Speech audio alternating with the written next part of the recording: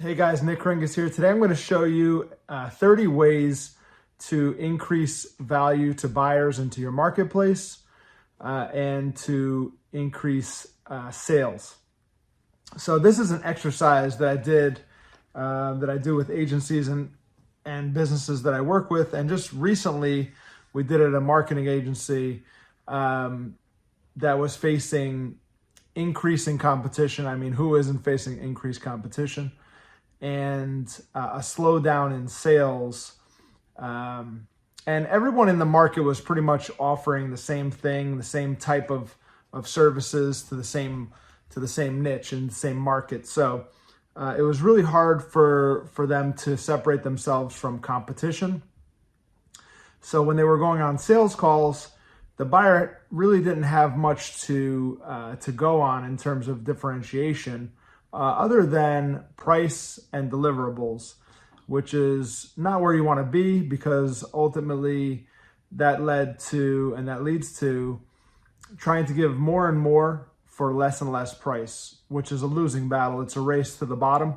It makes things more complicated. It eats away at your profit margins, and it makes things more complicated inside your business because you're always trying to increase what you're doing for these clients for less and less money in order to win these projects, to win these clients over when they're comparing you to someone else or to another business.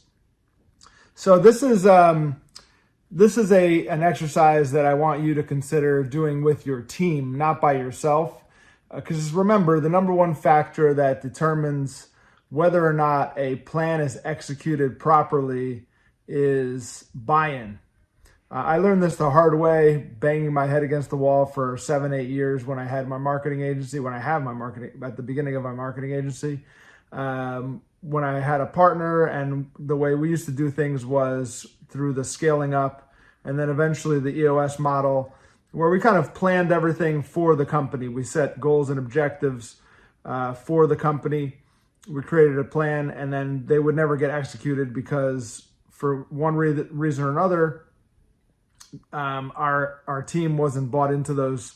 Well, I know why now, because we didn't involve them in the process, and people support what they help create. So I encourage you to open this up to your team and to get their input, at the very least, to see what they think and to get them involved in the process, so that once you do roll out the plan, they're bought in and they help you achieve that plan, and the buy-in will make it much more likely that you'll succeed and that the plan will be executed to completion and with success.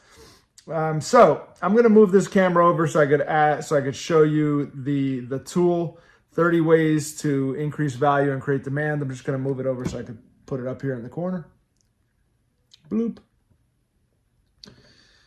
And now, okay, so this goes hand in hand with the value equation from Alex Hormozi.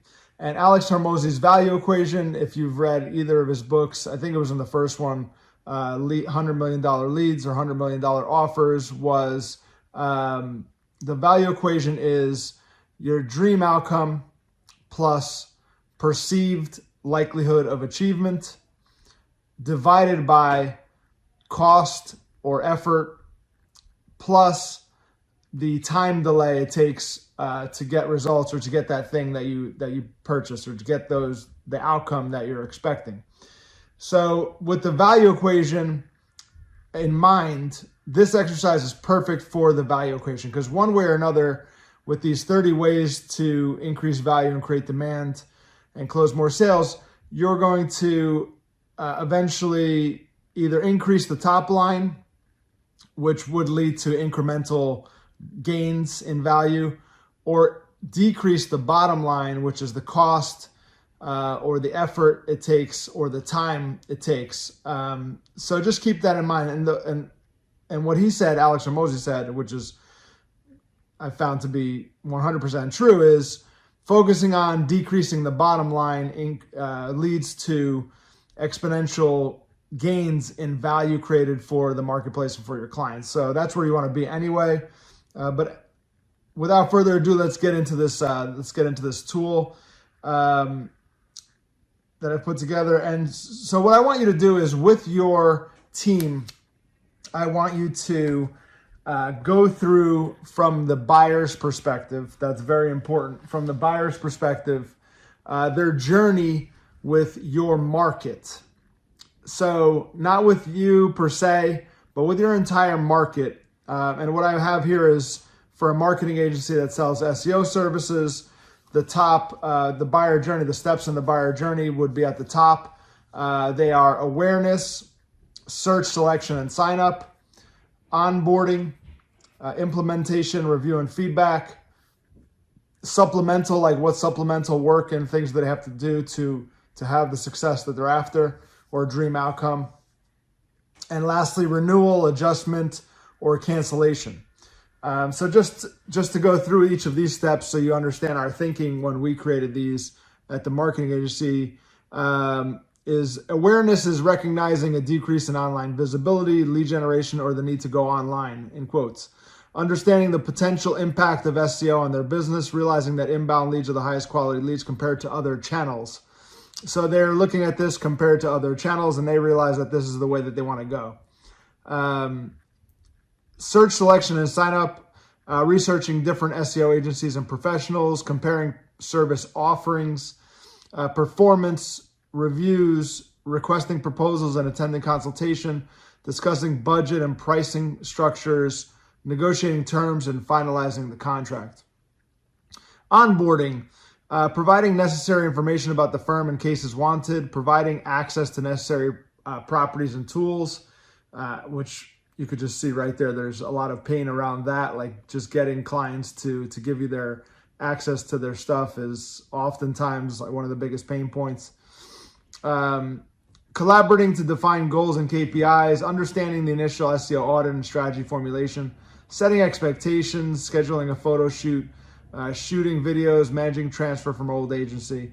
I forgot to say this at the beginning though. Try to do this with your team by hand and manually before you use ChatGPT or other tools to help you.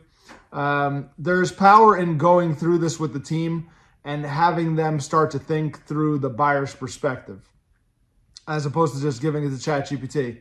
And you're gonna find at least some of your people, if not all of your people, are typically thinking on your behalf or from your perspective as the agency or business, and not thinking about the buyer. And that's probably at the core of the problem. So doing this manually and starting to think through the eyes of the buyer and prospect and market is super powerful in and of itself. Number 4 stage for an SEO agency would be implementation, review, and feedback. Waiting as the agency executes on-page and off-page tasks, creating designs, adjusting the website structure, reviewing content, design comps, reports, website pre and post launch, audits, holding regular review meetings to assess progress, identifying areas for improvement or new opportunities. Supplemental would be monitoring, adjusting, and creating office processes such as intake, getting reviews, responding to reviews, gathering case studies, awards, social media management. These are things that would help with the core service, but not something that the agency handles. Lastly would be renewal, adjustment, cancellation, evaluating ROI, adjusting strategies based on current performance, deciding on budget increases, decreases, and then when canceling, giving notice, collecting credentials, and not losing what was built and the progress made, because the client paid for it. It would be annoying to leave and then to lose what they paid for and whatever was done. So those are that's the top of the matrix. Those are the steps in the buyer journey. We had one other step that we as a team decided to cancel out or cross out, delete, which was maintenance, things like hosting and keeping the site up and running, and from a buyer's perspective, adding people to the website, adding emails to the forms, and where those forms get sent. But we decided that there wasn't that much pain around that, and it was kind of rare that that even came up as part of the buyer journey. So use only the steps in the process that you believe are the key steps in the buyer journey, and focus on those. On the left side are on the left side of the matrix, or the y-axis, if you will, and that make up are the 5 factors or levers that you can pull to increase value in any of these steps. One would be cost, time, money, effort in that step. Simplicity, easy, straightforward, or how easy, straightforward it is. Convenience, is it when I want it? Is it there available when I want it? Now, fast, on demand. Number 4 would be risk. So how much risk am I taking on as the buyer in this step?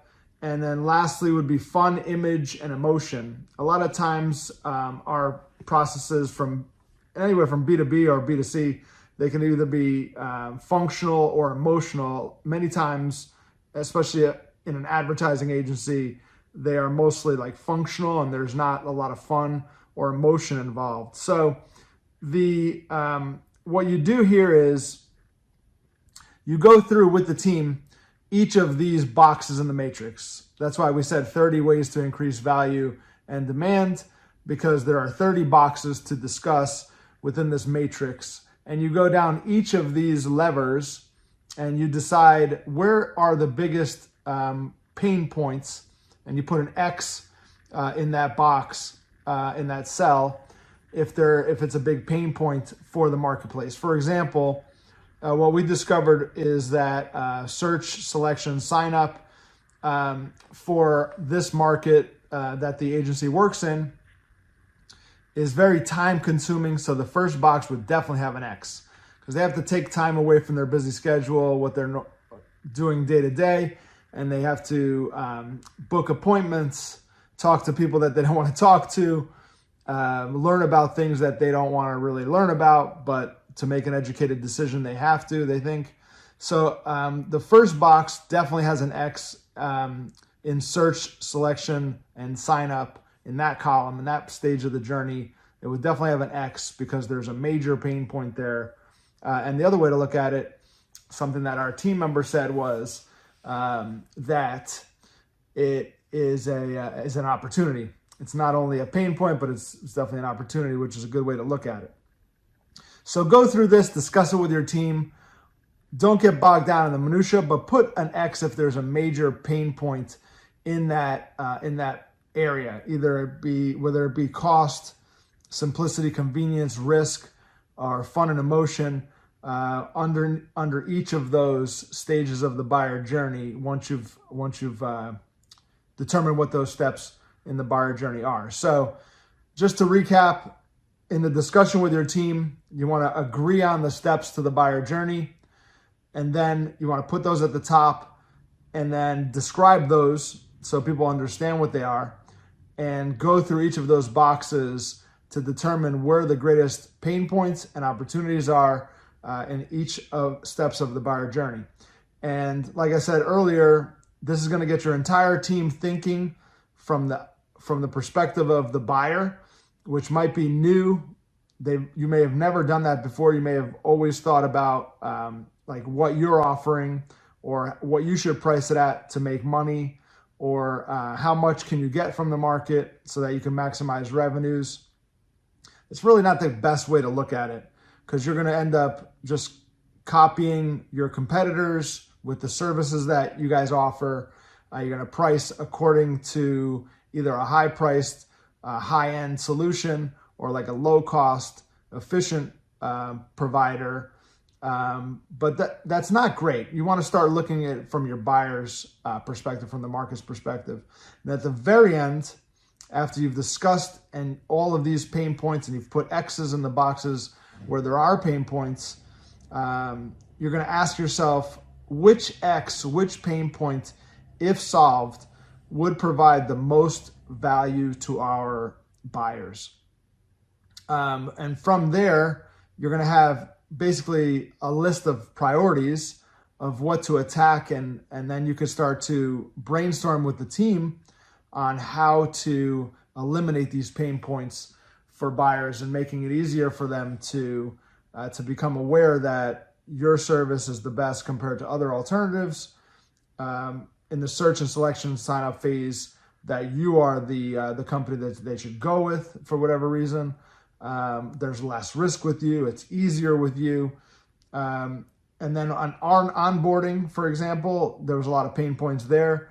How can we make it easier, less time consuming, more simple process to onboard clients so that we look more professional, so that it takes less time out of their day, even to just use our services and to get onboarded with our company. So this is a super powerful exercise. If you want this, sheet, so you don't have to create it on your own. I mean, it's simple to create on your own, but feel free to comment and I can get you the sheet. But again, it's pretty simple to figure out on your own as you're going through this with your team, and create this on your own with your team. And the discussion will lead to amazing breakthroughs and in thinking. You're going to start to get a lot of energy around this. Your team is going to start to see things in completely new ways. And I think most importantly, you're going to see how sometimes riddled with pain points the entire buyer journey in your market is. So you can start to innovate by taking away those pain points and making it easier for clients to buy, and just giving people less pain throughout the buyer journey. Then when I was going through this just recently, it reminded me of a Yeti mug that I just recently bought, and on the side it showed all of these like pain points that it eliminated. So you start to see this everywhere. Even when you're out, like as a consumer buying things, you start to see like, hey, I wish this company would like eliminate this or make it easier here, or like, why do they do it this way? And most companies don't think from the buyer's perspective, which is a huge problem and opportunity. So, all right, I hope this was helpful. This has been Nick Kringus with 30 ways to increase value, increase demand, and to sign new clients. If you got anything out of this, please let me know. Like, comment, subscribe. All right, guys, thanks for watching.